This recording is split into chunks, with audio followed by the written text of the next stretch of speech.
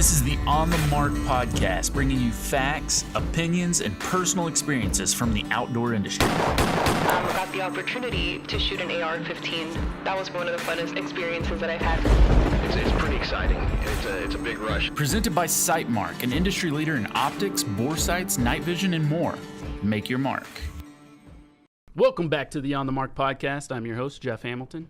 Today, joining me in the Cellmark studio, I have Cable Smith with Lonestar Outdoors Show. If you haven't listened to his podcast or his radio show, I encourage you to go do so. Find it. Cable, tell the people a little bit about your show and how you guys get started. Yeah, well, thank you for having me. I certainly appreciate that, Jeff. Been doing this we just had our 600th episode, so been doing it a little while. Damn, no kidding. I actually got a degree in radio, TV, and film. Oh, no kidding. Yeah, and so I wanted to do like on-air stuff, and I did for a little while. Then the economy went into the crapper. Yeah. I think it was, what was that, 2008, 2009, yeah. Somewhere in there.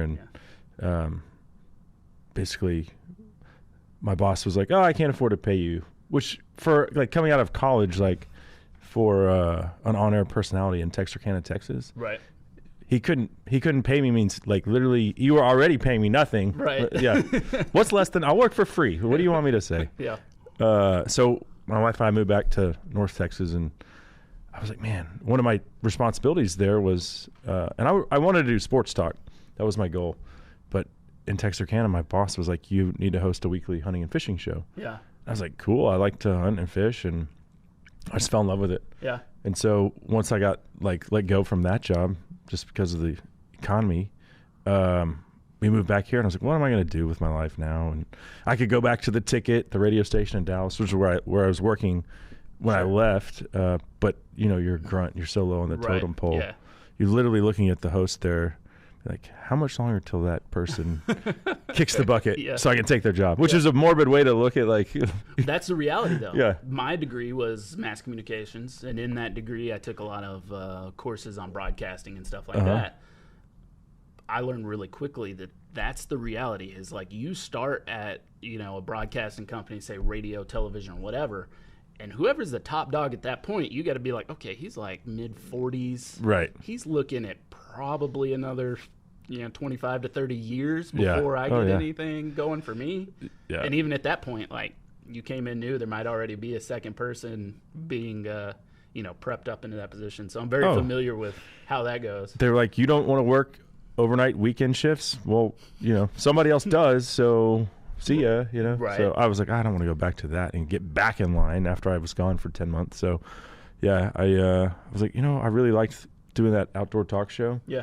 Just see if I can start my own. And at the time, podcasts didn't exist. Right. We would record our show and then put it on our website. Yeah. And then maybe like after a year it was like, oh, we can put it on iTunes. Yeah. And then a couple of years later, here comes Spotify. Yeah. So, by default, it became a podcast, but it's still on the radio. We have like 20 stations across Texas that air it every weekend. But yeah, so that's kind of how I got started in this game, and was able, one thing that I was concerned about, was the fact that now anyone can have a podcast. Right. I was like, God, this is make it so competitive, but it's been great. Not only for me, but I think for everybody. Right. Because you can pick and choose what you want to listen to. Yeah, and, exactly. You can listen to it at your own convenience. You don't have to wake up at 8 a.m. and listen to it on the radio every week. So. Well, and for the podcaster, podcasts are becoming wildly popular for a couple of reasons. Some of the main ones are, right now, all of these platforms that are like hosting podcasts or allowing podcasts on their platforms are starving for those content. So they're not regulating it as heavily as they would, let's say, Facebook or Instagram. God. Yeah. Your other social media platforms are being so freaking stifled that you have to watch what you say or they eliminate you. Podcasting, you kind of have the freedom, right? Oh yeah. So that's why I think a lot of the audience too are kind of going towards there, because it's like, hey, do you want like real information that's like an actual, like somebody's opinion that's not being suppressed or something like that? Right. Yeah. And I think Joe Rogan's been so instrumental in like keeping the First Amendment. Yeah. Like, are we seeking the truth, right. or are we going to let Facebook and Instagram dictate everything that we think is true? Exactly. So for people like him to have the platform that he does and seek the truth and have those long form conversations, I think, it's great for all of us. Yeah. So, well, and like, even if you look at back to like him seeking the truth about, what social media is saying, he's even going as far as like calling out news media whenever they lie about what he's doing. He just got on Joe's eating horse paste. Yeah. Joe's like, can we cuss on this podcast? Yeah, yeah. Oh, Joe's like, fuck you. Yeah. The doctor prescribed it for me. Yeah. Yeah. It's been dosed 4 billion times throughout human history. Won a Nobel Prize in 2015. Yeah. It's absurd, but yeah, that's what and then CNN like doesn't even retract what they said, but he's like, I'm going to sue your asses. No, what they do the same thing that any media will do. And 6 months from the time that they said it, they'll go back and issue a correction to any online articles. Right. But without making a statement, they'll just change the online article so that they eliminate it from existence. So you can never reference back to what they did. Yeah. Well, I thought it was funny. Dana White, the head of the UFC, put on his Instagram the other day. He's like, I'd like to thank Dr. Joe Rogan for the recipe to beat COVID. Yeah. He's like, I tested negative in 5 days with Joe's cocktail, which should be provided to everyone that wants to seek alternative treatment, or avoid going to the hospital. I mean, it is maddening to me. And we don't even have to we could spiral into hours long of COVID, of COVID and how it's being treated. But it is maddening to me that as a society, we have accepted that the treatment for COVID was go home and come back if you're about to die. Right. That is insane. Maddening. I was listening to the latest Joe Rogan podcast with Dr. Peter McCullough on the way up here. Yeah. And he's a Texas guy. Yeah. He's the most published heart and kidney surgeon in history. Yeah. Right? So he's got all the skins on the wall. Yeah. And he's like, Joe, I didn't want my patients to die. Right. So I'm like, every day, how do we treat this from infection day? Right. So that at day 14, you're not going on a ventilator. Yeah, exactly. And it's just like nobody wants. I mean, it's a complete failure by the medical field to. Right. They failed us like society. They don't seem to care. Well, what's funny is I got COVID a couple months ago and not vaccinated. I contracted COVID. You're vaccinated now, better than any vaccine. Oh yeah, for sure. What's funny is people who, and my parents being one of them, were like, get vaccinated. Yeah. You're putting everybody at risk, And I had arguments with them about it. Yeah. And I was like, look, I'm not. I'm glad that you guys are. Right. Oh, sure. But I'm not. Yeah. But then I got COVID, and they're like, well, see? And I'm like, no, you don't understand. That was the plan. Right. I wanted to get it so that I could develop the antibodies for it. The survival rate's, phenomenal. I'm like, so you just had it. I had it November of 2020. Yeah. I will test again for antibodies this week. Yep. As of a month ago, I still had antibodies. Still had them. So, nice. And my kids, like this vaccinating kid stuff is such bullshit. My kids went back to school in August. Our whole family enrolled in this Texas health study just so we could see what COVID's really doing, like long term, short term. My kids did not have COVID when my wife had it over the holidays last year. Yeah. They had COVID when they went back to school. They were so sick that we never knew they had COVID. Yeah. And then they got the antibodies test and they popped for sky high. I was like, oh my God. So, I don't know. I'm glad that they got it too. Right. Yeah, exactly. Well, that's a whole rabbit hole that we could dive down. Yeah. I'll follow. You know what pisses me off in bringing it to hunting? Yeah. Is that I can't go to Canada. I've missed a bear hunt twice. I heard now. that, yeah. I've been invited to come up to Saskatchewan and whitetail hunt. Mm-hmm. Can't do it. That's ridiculous. Yeah. Yeah. Yeah, I mean, the travel restrictions that they're imposing, I think on the way into work, I just read that they're planning some more restrictions in the blue states have already started to lock back down on stuff because of this new variant that apparently is like the cold. It's the least severe variant so far. I mean, it's absolutely. Yeah, next month it'll be another variant, and get your X number of booster shots. It'll never end. It's all money. That's what it is. Yeah. But that's the thing. My mother just this last week got COVID. And she's vaccinated with a booster. Now she has an autoimmune deficiency, so she's like the worst person you'd want to have it. So obviously I'm concerned about that. She's doing fine now. Mm-hmm. But my conversation with her was like, hey, listen, I know where we can go to get you ivermectin. I was like, do you want that? And she's like, well, it's not really proven in the medical community. Now she's a nurse. She's a retired nurse, but she nursed for 40 plus years in the ICU. And so now she's got, some connections to these doctors, and they're, telling her, X, Y, and Z. And I'm like, listen, I understand that's your opinion. But if your plan is to sit there with COVID in your house until you get on a ventilator and then go and look at something, that is the worst plan you can have. That makes zero sense. That's what my mom did. It almost killed her. She was in the hospital for 30 days. Yeah. Yeah. And I wish, she's 66. I wish the vaccine was available for her before we all got COVID over the holidays. Mm-hmm. She spent Christmas and the holiday. COVID's real. It kills people, but it's usually older people. Right. Well, and for me, it's I'm almost 30. I'm 29 now at this point. My wife, similar age. We have 2 kids, but we're planning to have more kids. Mm-hmm. And the truth is, the FDA's approval of the vaccine so far they have stated in there that birth defects and things of those natures, that study doesn't conclude until 2025. Yeah. And I'm like, look. It's all rushed. I'm like, look, I'm just You're the lab rat.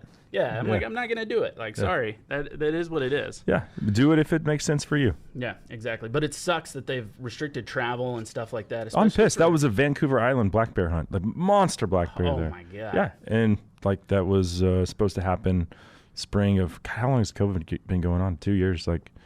Think about it. I've had several people that do regular hunts out in Africa and stuff like that. I've still been able to go to Africa. I went twice this year. Oh, really? Yeah, I went in February. We were the first group back into South Africa. Yeah. The bartender at the airport bar was like, "Americans, I haven't seen you in a year. Dude, will you please have a hamburger?" We're like, "Yo, we're hungry. Do you have cold beer?"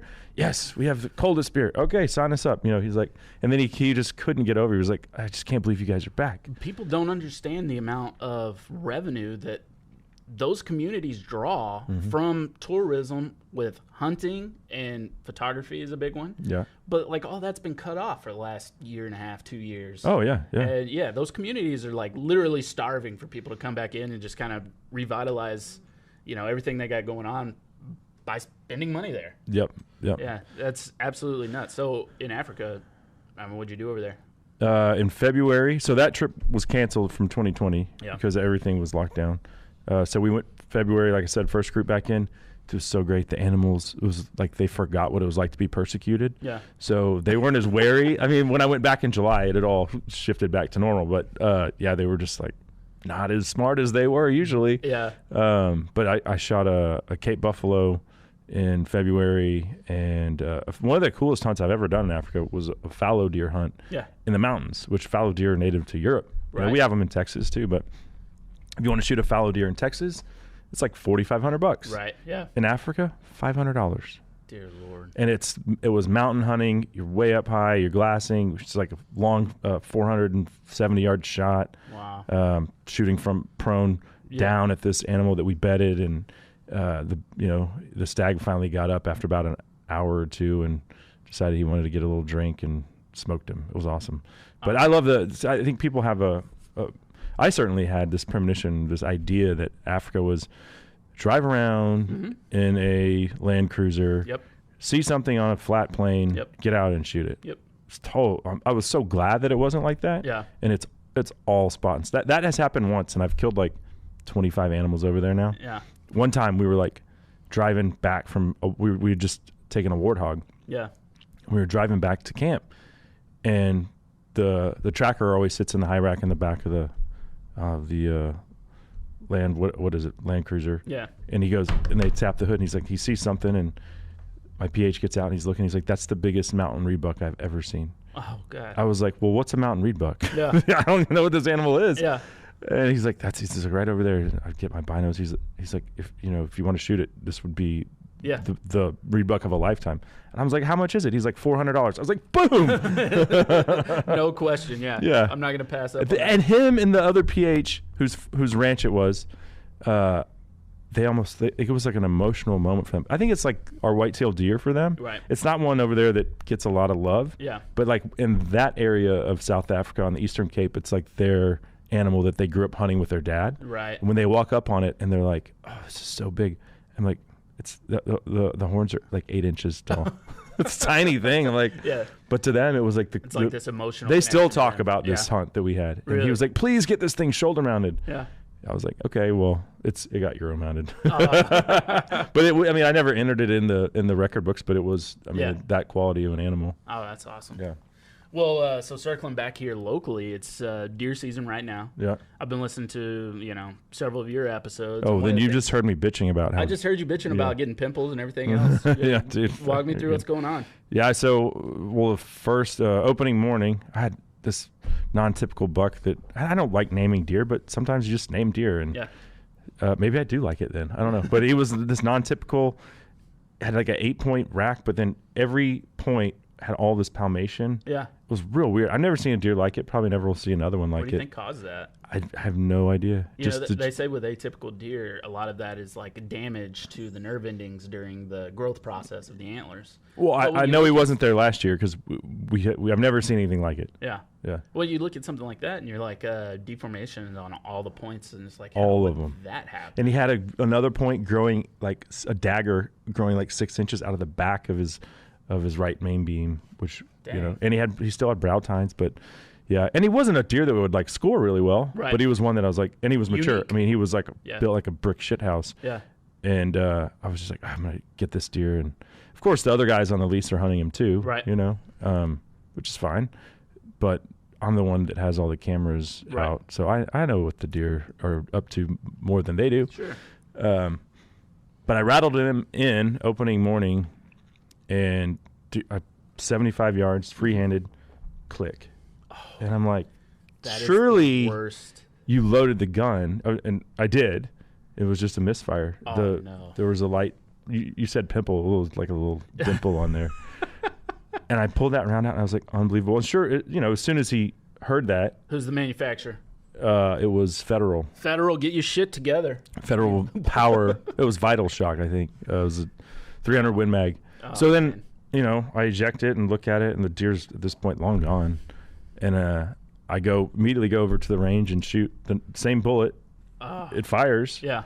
So and it's fired every time since then. Oh, no. So I don't know. Who knows if I didn't have the bolt slam shut. But if you strike the AR platform? no, it was a Mossberg Patriot Yeah. 300 Win Mag. Yeah. I've killed a lot of odd. stuff with that Yeah. gun, and Yeah. never had that happen before or I since. do know it's the worst feeling in the world when you're about to shoot something and you get that dead click. And Dude. it's It happens more on ARs, but It's I happened don't to me. expect it to happen with a bolt gun. the only time it's happened to me is while I was running an AR and dumbass didn't charge the AR in the truck before I got out to go hunt pigs. And so on the way, I'm like, I'm going to try and be quiet and, shut the bolt quietly, just give a little bit of resistance. I think it's enough, but get out there to the pigs and you're got one lined up, click, and Yeah. you're like, shit. Oh, yeah. There's literally nothing you can do at that point Yeah. except for get mad that you ruined the entire hunt. Oh, I've been there too. Yeah. Luckily, it The- sounds like in both of our scenarios, we were the only ones out there, so there weren't like multiple people to piss off. Nah. So the sits were adding up for that buck. After that, I was like, now I have this personal. Wasn't a vendetta, but I've rattled this deer in now. Now I have this buck. We have this interaction. Yeah. So we have history. Right. And the neighbor shot him on this Sunday. But I mean, I sat, and to be fair, I took my kids a lot. I Yeah. have 3 kids my son's 8, my twin girls are 6. Sure. They all were in the blind with me a lot of those hunts. Right. The twins wouldn't come. It would just be me and my son. But I mean, it was like Making a lot of noise. 10 or 15 different. I was out there 10 days, just me, and then probably like 5 or 6 more days with the kids. Yeah. And once the rut hit, he was like, you couldn't pattern him. And then Right. last week I was like, he's coming back around. Yeah. And I was going to go this weekend and have my ass in that blind all weekend. And then I got a picture from the neighbor and this lady Oh, no. who she's a good old country gal. She always had a bigger dip in than I did. So yeah, she shot him. And I was happy for her. My son Henry cried when I showed him the picture. yeah, He's like, Dad, you're not going to get freaky. I was like, Henry, it's a low fence deal, man. This is how hunting goes. We Yep. should just be happy for Caroline. She shot the deer. Her and I shared pictures of him. Yeah. So we had a friendly relationship. Yeah. And I'm if someone had to shoot her, I'm glad it was her. Right. Almost more so than the other guys on my lease. Yeah, absolutely. So your lease is low fence then? Uh-huh. The surrounding neighbors get sometime their pick of the migrating deer. Yeah.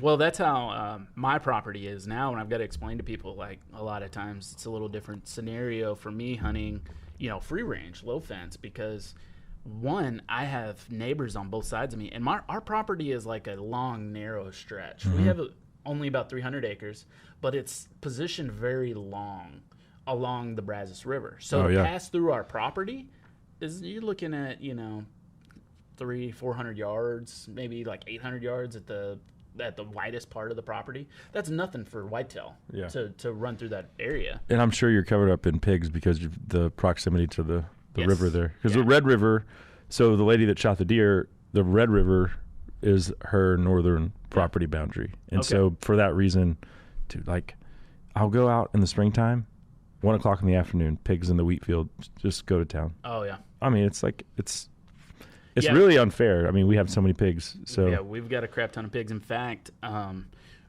my county that I live in is Bosque County. And Bosque County is taking a kind of, well, I'll say unique. Other counties have done it. But right now, they're doing a bounty on pigs. Yeah. And what they did is, in previous years, they had a trapper that they contracted out, and he was responsible for catching X amount of pigs every year. Right.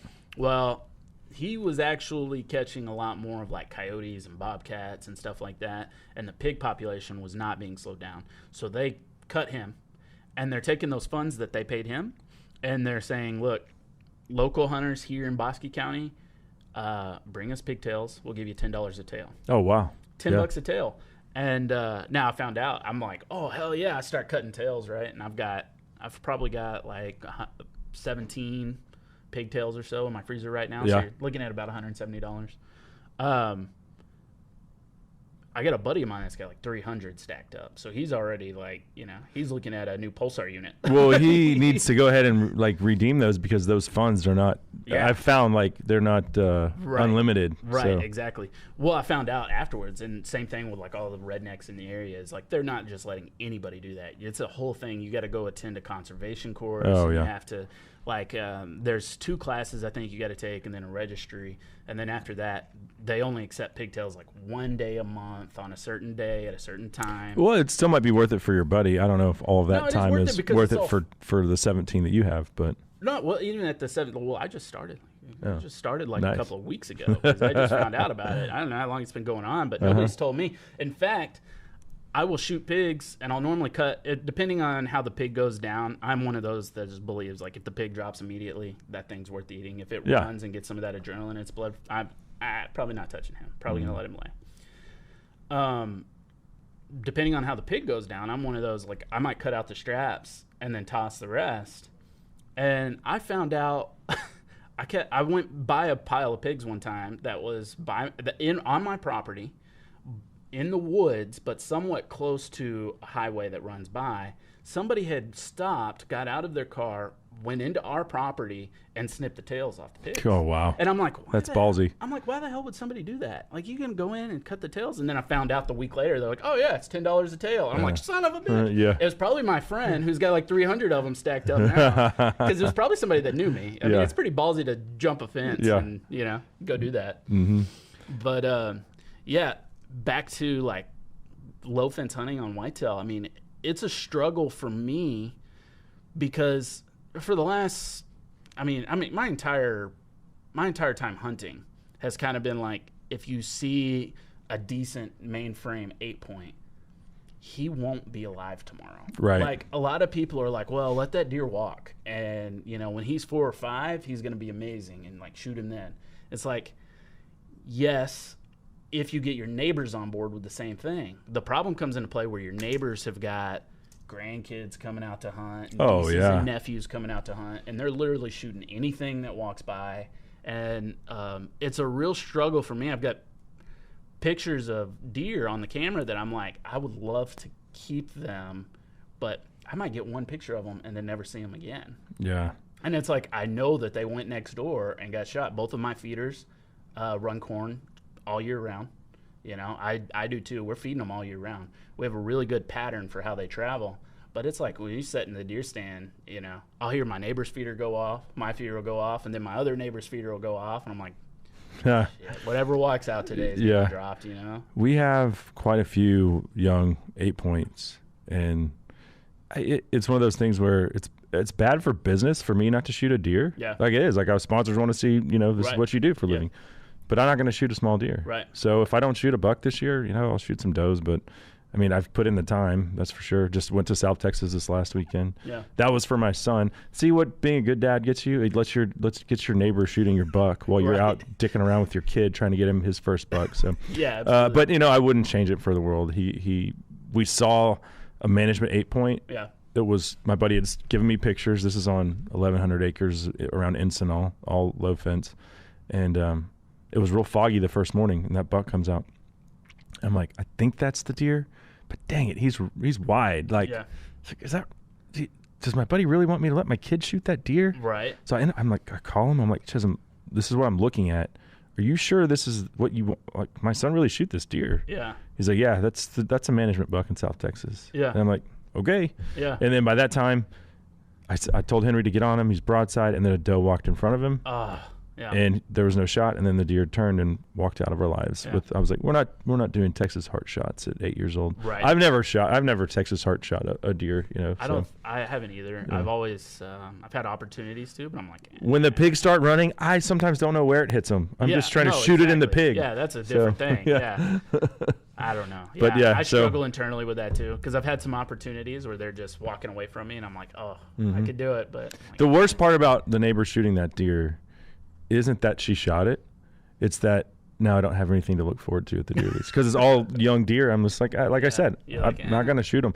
And it's a weird thing, because I've never had this happen where my target buck got shot by the neighbor. Yeah. Now the most disappointing thing is checking trail cameras. Yeah. They update my phone all the time. Yeah. I'm like, what's the point? He's not even there. So it's like, it's like part of me is like gone. Yeah.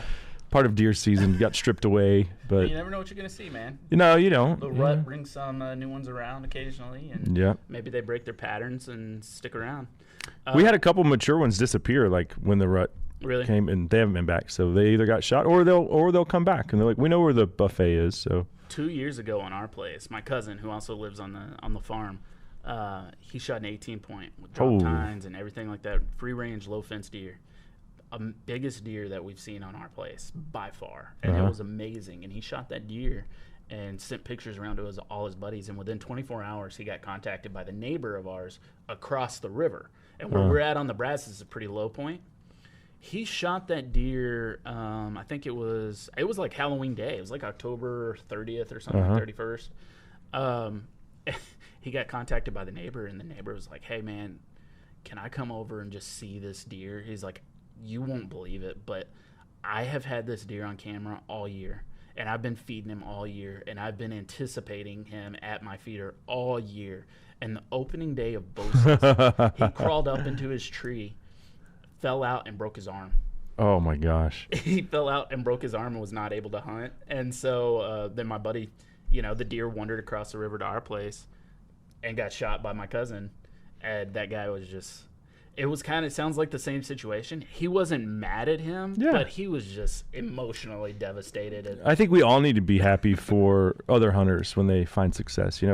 Being bitter about it, like that lady's been nothing but nice to me. Right. And I love talking to her. Right. And she lives out there, so she knows. Like, there was another deer we had on camera, which he's called Ghost, because he disappeared October 30th. And when I say it wasn't any deer, it was a 170-inch buck all day. It was wide, it had mass, it had all the tine length, and dude, that deer disappeared October 30th. And so I really wanted to talk to Caroline and get to know her to see if they were getting pictures of that deer. Right, yeah. They'd never seen that deer. Ever. Oh man, no kidding. No, and no one to our other side. Everything else has been like clear cut for agriculture, grazing and stuff. So we hold a lot of the animals. Somebody's seen that deer. Somebody's like, we haven't seen him. He was there last year. Hanging in the cooler. And he exploded. He was about a 140 last year. Oh, and I thought he was like, the pictures I had of him were from the rut. Yeah. And so I thought he was like old and like kind of on the downhill. Right. I would have shot him last year if I'd have seen him. I got late September, all through October, but dude, he just put on about 40 inches. Well, at least 30 inches. Yeah. He was the low 140s. He's in the 170s now. But I don't know what happened to that buck. I'm hoping that I just check my cameras and there's the Ghost again. Oh man. But Yeah, that would be cool.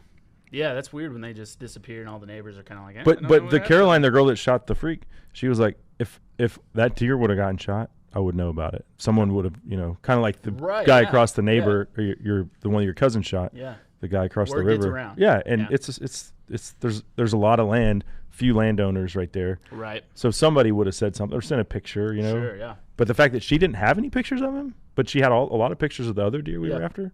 I mean, that deer just disappeared. I don't know. Well, one of the things I want to talk about today, and I don't know if you can give any insight on this or not. One of the questions that I was getting from some people that listen to the show is, for those that are really interested in hunting and really love and enjoy the lifestyle, but don't have the same opportunities as far as like access to land and stuff like that. One of the things that people have to do in some cases is like prospect out owned property and actually ask permission to hunt there. Personally, I've never had to do it, so I couldn't speak to it much. Have you ever had to do anything like that where you've seeked out property? I have. I mean, I've leased land all over the place. Yeah. Had a lease in Oklahoma for years, and now I have. Last year, I had the deer lease and I had a duck lease, Yeah. and but there have been times where like I'm done duck hunting. I used to hunt Ray Roberts all the time when Yeah. I was going to school at North Texas. It was like 15 minutes from my door. Yeah. And there was this old lady, and when I say old, like she was in her 90s. Yeah. And she had a farm pond, Yeah. a stock tank, Yeah. on that you could see from the road. Yeah. You could see if there were ducks on it. Right. And so I would knock on her door and be like, "Can I jump your tank?" Yeah. And she'd be like, "Just don't shoot my cows." So Yeah, so she was cool with it. yeah, she was all about it. She was like, "Yeah," and she was like, "And I'll have one of them ducks too." Yeah. So I was like, So "Yes, did you ma'am." have a relationship with her prior to No, that conversation? no, I just knocked on her door random. I didn't know who was going to answer, Yeah. and it was this sweet old lady, and Yeah. here's this redneck and waiters and stuff being like knocking on her door. Right, exactly. So She knew what you were probably going to ask. yeah, the but this moment she was, saw you at the door. this is 12, 15 years ago. Yeah. She's long dead now. Yeah. But I think it's changed. It started changing probably 30 years ago when Yeah. whitetail got like hunting big whitetail bucks started to get popular. Right. Like managing them. Yeah. And now you've seen it, like it just keeps evolving, and it's very hard now Yeah. to get free access. Right. There are like there's places in the Dakotas. Like I have buddies that go pheasant hunting. They do a lot of knocking on doors. Yeah. It's half the time they say yes, half the time they say no. Well, that's the thing. I mean, Here though, it's very difficult. well, here it's very difficult. Yeah, a lot of landowners now, especially, are kind of shutting that conversation down. But the reality is, if you are interested in hunting, and let's say you've got no budget for a lease, but you do have access to some neighbors that have some property, it happens more often with like ducks. Oh, sure, Something yeah. that's quick set up, Yep. and like you don't have to make any adjustments to their property. Let's say like deer hunting, you might want to put up a stand and a feeder and stuff. Oh, like for that. sure. Those Yeah. things are gonna lead to more no's versus just like jumping a pond where you're Yeah. in and out and there's not really much set up. I think bird hunting, dove, Yeah. ducks, pheasant, quail. Like you could go out to the Panhandle Yeah. in Texas and get access Yeah. for pheasant. Yeah. Why? Because the pheasant population in Texas isn't that great. Right. So the landowner's not going to get a lot of money out of that anyway. Right. But let's be honest, money's money, Yeah. and everybody wants it. Right. And so if they can turn $1 Yeah. off their land, Yeah. then they're going to do it. And this is an interesting conversation. People like the guys we're talking about right now, they don't have any means, okay, and that's unfortunate, Right. And we want them to hunt. I want everybody to hunt. Sure. I want it, but if you go in and you're having this attitude of landowners are so greedy, and I'm not a landowner. Right. Wish I was. You're lucky. Your family has land. Sure. Landowners are so greedy. They won't let me. They bitch about all these hogs that are tearing up their place, but then they won't let me come on and shoot them. Exactly. Yep. Well, listen, buddy, you're not doing them a favor if you're Right. going out there on Friday night, drinking beer, routing up their roads, and maybe shooting one pig. Yep. Now, if you get a bunch of guys in there with thermals, Yeah. the latest Pulsar units, or if you're a trapper Yeah. and you can trap 20 hogs in a night, Yeah. or if you're aerial gunning out of a helicopter, those are the only three ways to control feral hogs. Yep. The only three. Yeah. And unless you're offering that service to the landowner, Yep. There's no value in it. There's no value for them. Right. You shoot one pig. What does that do for them? You're offering your leisure time. Right. For liability for them. Yeah, exactly. Yeah, and that's the big thing. Yeah. People don't understand that when you are asking property owners for this stuff, there's a liability aspect because if you get hurt on their property, there are people out there who would take advantage of that. New thing on our deer lease this year, our landowner, if you bring a guest out, they have to sign a liability waiver. Well, so I mean, unfortunately, that's the world we live in now. But I would say, I'm good. Yeah, no, absolutely. There's a lot of people who take advantage of that. So I would say, try to find public land. There's, tons of opportunity, especially for bow hunting, pigs, like WMAs around here. There's quite a few of them with opportunity for that. You bow hunt a lot? So I'm just an equal opportunity hunter. Okay. I bow hunt during bow season. Yeah. And if I haven't killed my buck, then I pick up the rifle. That's what I did this year. I love it. My favorite thing to hunt in the world is archery elk. Yeah. But that's 1 week. I'm a Texan. I get 1 week away from, where I can block out that time in the calendar to leave the family and go do that. If I lived, and I would never leave Texas for so many reasons, but I am jealous of the Western guys that have a trailhead 15 minutes from their house. Right. It's like, well, okay, we're going to go elk hunt one afternoon. Right. What? You're going elk hunting for an afternoon? For me, that's like a 3-day adventure. Yeah. So. So I started bow hunting this year, and I had shot bows previously, but I never really got super into bow hunting. And part of that was just financially. I was more invested in rifles and things of that nature. But then I decided this year, I'm like, hey, you know what? I'm going to pick up bow hunting, and I went out and got me a Hoyt bow, all decked out. I got the freaking nice drop sight on there, which I think is a freaking waste of money, but to me, it's like $250 for this little sight that drops down out of the way. It's supposed to be so amazing. I'm like, I shot a whisker biscuit for years without any issues, so whatever. I've got it, and it looks real fancy, but I'll tell you, I set out in the stand. Is it like a QAD? No. Drop away rest? Yeah, it's just a drop. It's just a drop away rest. I think it's made specifically for Hoyt, but I think they make one for Matthews too. I think it started off with Matthews, and they made one for Hoyt. But I'm setting out, man, in my stand, and I will tell you I did the same thing you did, which is I hunted bow during bow season, and then when rifle season started, I pulled out the rifle. But my story for my bow season, how it went, unsuccessful, I will admit, which I was cocky going into it this year. I was like, oh, yeah, I can do that, it's not that big. Oh, bow hunting will humble you faster than just about anything else. I was like, oh, what's so hard about it? I can do it, Man, I took one shot this bow season, the early season, and it was at a doe that probably wanted to be shot. We had this doe on camera that I have seen wandering around my property with 3 legs. Oh, wow. She's missing an entire front leg.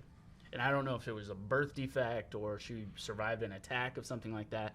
But now she's actually getting around. And there's not a visible, open wound on her side. So it's something that's happened, within past years.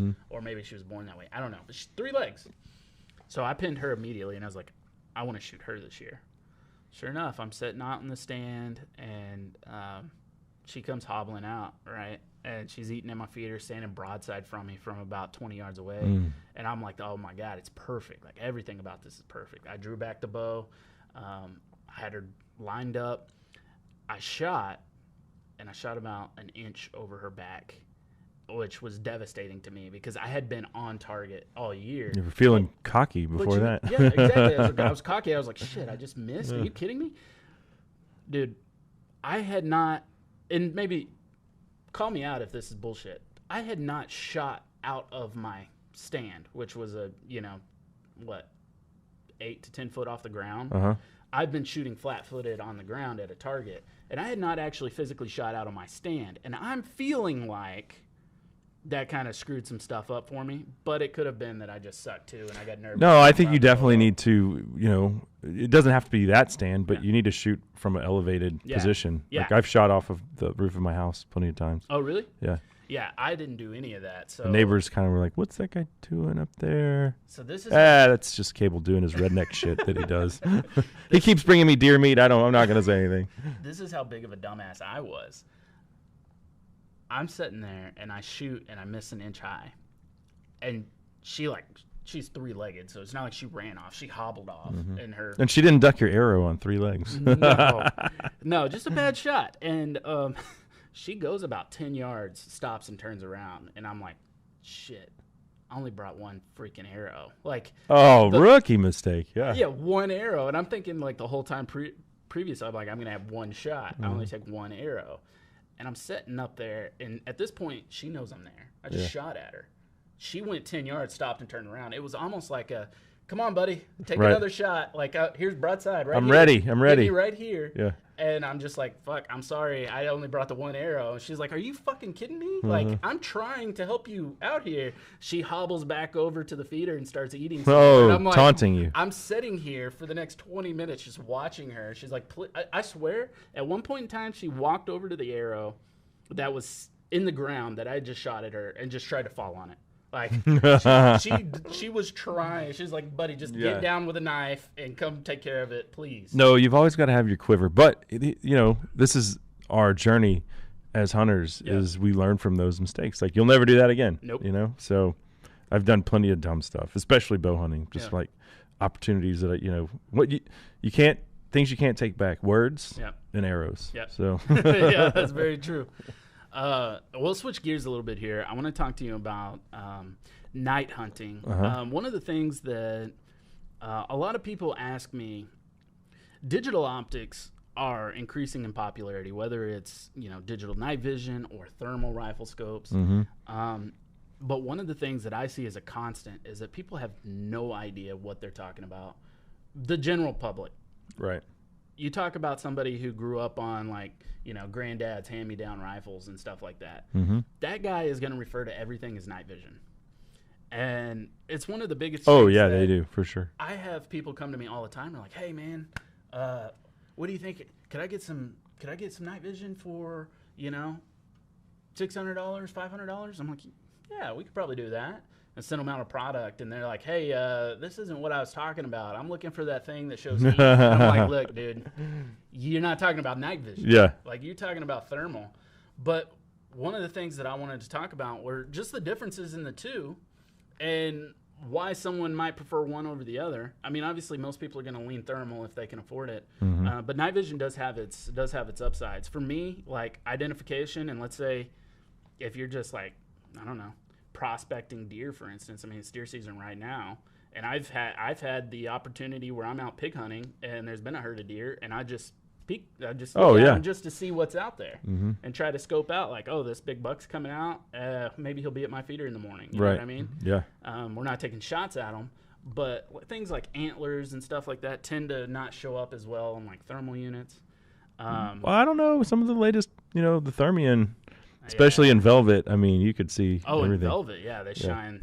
Shine like a diamond. Well, and it also just depends on how close they are. Like, if you're within 100 yards, you could probably make out with thermal what a hard antlered buck looks like. Yeah. But night vision, it's totally different. I mean, you're just seeing exactly what the animal looks like. Right. Not a heat signature of it. It's similar to like somebody just shining a flashlight out there for you, basically.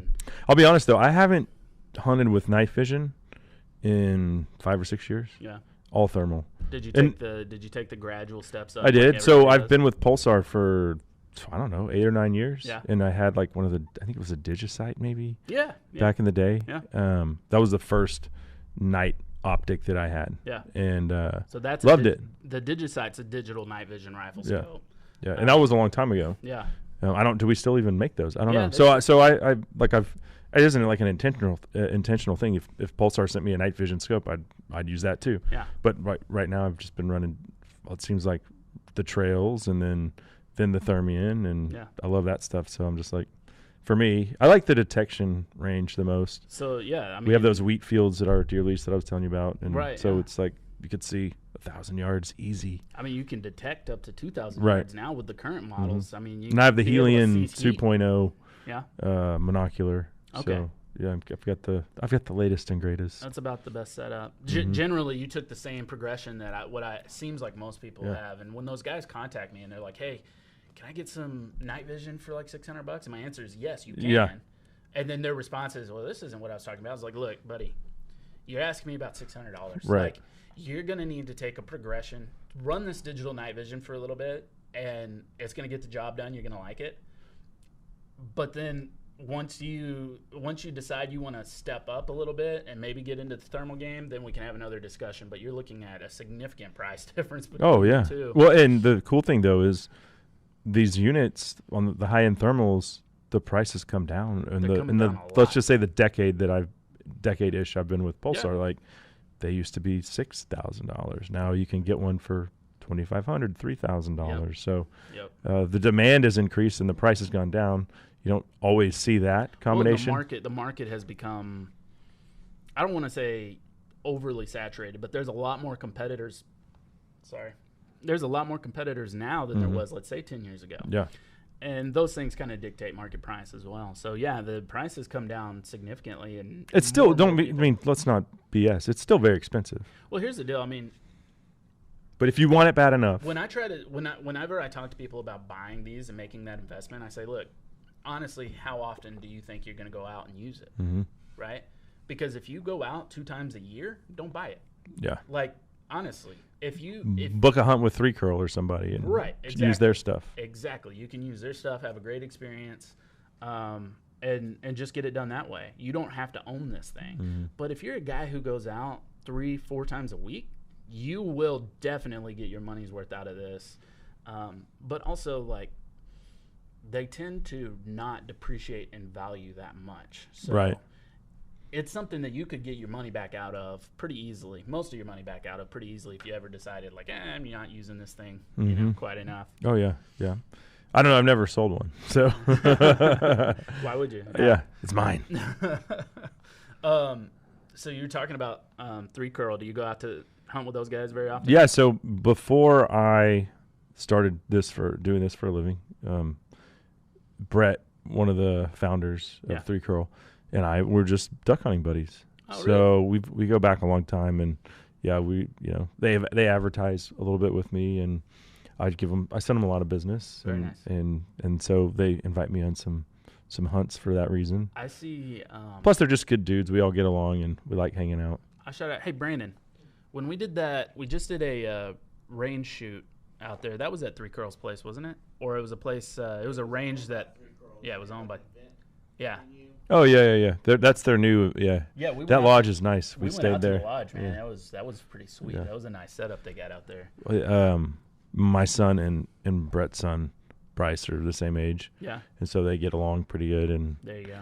We went out there last duck season, and they had just finished the lodge, and we ordered I think it might have been the Conor McGregor fight or something. Yeah. And, we had a good time, and then went and shot a limit of ducks in the morning. So well, I've seen several pictures that have came back from pig hunts with them, and they're stacking them up. I mean, 20, 30 pigs. Yeah, and you have to take into account that most of the guys that are going hunting with them are going with them because they don't have their own thermals, right. And they might not be the best shots. So if they're stacking up 20 or 30, that tells you how many pigs they have. Yeah, absolutely. I know they've got a lot. But speaking of not having their own thermals, this goes into like not having your own gear. There's a lot of, I say there's a lot. I know of at least 2 outfitters, and I won't mention who they are, but they have actually turned away people who showed up to hunt without suppressors. Yeah. Now, when you're hunting pigs, or let's say just hunting nighttime at all, is not having a suppressor, is that a deal breaker for you? No. I, for the longest time, didn't have I still don't have one on my ARs. Yeah. I do have a suppressor now, but I run it on my bolt gun. Yeah. And which is what my trail's on. I have the trail on a 6.5 Creedmoor. Creed Nation. Yeah. Which I love to make fun of. Creed Lovely Nation. $3.50 a round right now. Yeah, but I like the 6.5 Creedmoor for coyotes and pigs. I don't go deer hunting with it. Yeah. People shoot up to an elk with it. That's not me. I have a 300 Win Mag, 7 Mag, 270. Yeah. I like those for bigger game, but yeah, for pigs and coyotes, love that thing. But I've only had the suppressor for 6 to 8 months, something like that. I should have done it a long time ago, but I was afraid Obama was going to be like tracking me, and he never did anything. But yeah, I waited, and then like 10 years later, I'm like, why am I still waiting to do this? Right, exactly. Just get it over with. Yeah. Well, the reason I brought it up is because there were instances that I know of, people I know personally, who showed up to hunt with an outfitter with their rifle, and they were like, oh, you don't have a suppressor? You're not riding tonight. Yeah. And to me, I'm like, man, how many people can you turn away before, like the night of. Well, as you they should be show up. offering them a gun with a suppressor. Exactly. Then, so. Like most outfitters would be like, "Oh, you don't have a suppressor? What are you running? 223? Okay, I've got one." Well, 3 Curl doesn't run suppressors on theirs. Oh, they don't. It's great. It's great. They have them. Yeah. But yeah, they're generally speaking not. And I will say this: if you're not running a suppressor and you're not wearing hear protection, you're an idiot. Yeah. Because I don't hear as well as I once did. Yeah. Like I'll be hunting turkey or elk. Yep. Like there's a gobble. My buddy will say this to me. Did you hear that gobble? I'm like, I didn't hear shit. Like, No. well, you're what are you deaf. talking about? You know, like. All I hear is a ringing. I hear a steady ring. Well, there's been like 3 times in my life where, and one of them was with 3 Curl. The guy next to me shot. He didn't like shoot like close to my head, but you know, my ear was close enough to his muzzle blast. Yeah. To where like it hurt for like 3 days. Right. And there's been other times, and it's always been with an AR. Yeah. Where I haven't, and I guarantee you, I had ear protection that night, and probably just forgot to pull it over my ear. Yeah. You know, in the thrill of sneaking up on a sounder of 30 pigs. Right. And man, I paid for it. So I would, and there's young people like I didn't wear that stuff when I was younger. Right. And people are like, oh, you don't need that. Yeah, you do. Yeah. Or I'm 40, Right. and I know that my hearing is not as good as it was Yep. 10 years ago. I've been running a little mosquito chime the entire time you've been in here. You haven't said anything about it. Yep. Nope. No, that's absolutely true. My wife's like, are you like toning me out? Like, what are you? We're riding in the truck. She's like, I'm trying to talk to you. I'm like, oh, I'm sorry. I was just listening to the music. And she's like, I know, but I'm literally talking right here next. It's like, didn't hear you. My wife gets. Same issues. I've made mistakes a few times in the spur of the moment where I didn't put my ear protection on. So I also have had issues with that. And now I'm a big advocate for it. Like, hey, make sure and wear some ears, like, because you don't want what's going on in my ears right now. No, like, it's terrible. You know, but and you need that. You need your hearing to hunt, like to be a good hunter. you need your hearing to maintain a relationship. I my wife gets. I don't know pissed about off. that. Like My sometimes wife will I'm be glad. She's my- giving me an earful. I'm sorry, I can't hear you. My But it's wife will probably be for the talking to best. me, and she'll be like in the kitchen or something. I'm in the bedroom, and I'll walk in, and she'll be like, "What do you think?" And I'm like, "Yeah." And she's like, "What did I say?" And I'm like, "I couldn't hear you," you know. And she's like, "Why would you even respond to my question if you couldn't hear me?" And I'm like, "Look, if we're not in the same room and you're not looking at me, Yeah. I can't hear you." Like, I think part of that is also just being a guy. Like, Yeah, that's true. you know. But selective hearing. yeah. Oh, new gun? Yeah, we can do that. I Yeah. heard that from the next state. Yeah. That segues us into what I wanted to talk to you about, which is kind of more on some legislative side of things. Texas, within the last couple of months, has passed the Texas Suppressor Freedom Act. I don't remember what the actual bill's called, what the bill number was, but essentially what they're saying is local authorities will no longer be looking for certain paperwork on Texas-made suppressors, and those suppressors have to meet certain requirements, be made in Texas with Texas-sourced materials. Frankly, there's not a ton of that out there. People have started saying, like, oh, well, that would apply to mine if I make it on my own, or, you know, X, Y, and Z. My question to you is, if you're looking at this at face value, does it seem like legitimate legislation, or is it like feel-good policy for, you know, voting purposes? So I was really excited when this came out, and I had Tom Oliverson. He's a congressman from Houston area. Yeah. I think Cypress to be exact. So I had him on the show. This is one of my most listened to podcasts of this year. Yeah.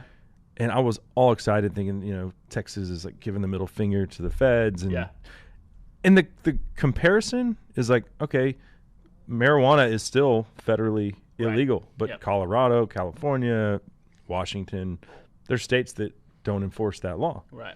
So that was the premise of this. Like, okay, let's see if the ATF has the balls to come enforce this. Right. And if they have the stomach for that fight. Well, the first thing the ATF did was send a letter to all of the firearm manufacturers, Texas-based. Yeah. And and there are a few that make suppressors in Texas. Send a letter to all of them saying, if we catch you doing this, you will lose your license. Right. So, you know, you can't risk that. That's the reality. A lot of people that are going to be listening to the show or watching it. We need a guinea pig, someone out there that has more money than they know what to do with, that makes guns for fun, to just say, fuck you, I'm going to try it. See what happens. Come get me. First. Yeah. Yeah, see what happens. Well, the reality is if you're watching or listening to the show, the chances are you're thinking of this law from a consumer standpoint, which is if you bought a suppressor, what would happen to you? And the reality is probably nothing. Mm-hmm. The ATF really doesn't give a damn about the one guy who bought a suppressor at some point in time.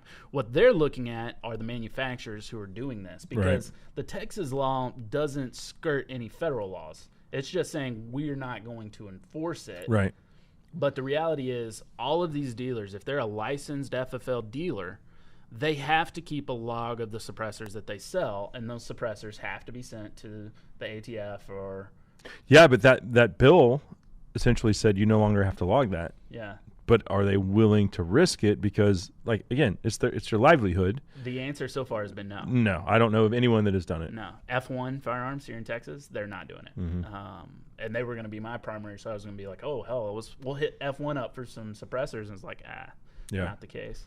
So it's weird. Like, South Africa, it's harder to get a gun than it is a suppressor. Right. New Zealand, you can just walk into a store and just buy a suppressor. Walk into the supermarket and buy one for $100. So, I think it is kind of crazy that in the country with the most guns, we have these really strict suppressor laws, and most mass shootings aren't done with suppressors anyway. So it's just, The reason the definition of a firearm has to change, because the definition today, as it's written, includes suppressors. Like they say a suppressor, the can that goes on the end of the barrel, is classified as a firearm, which is why it has to be stamped and taxed. That's an antiquated law that's been on the books since, I think, the Great Depression era. And it's insane. Era. Yeah. It's insane. I mean, it's not a firearm. It's an accessory to a firearm. Right.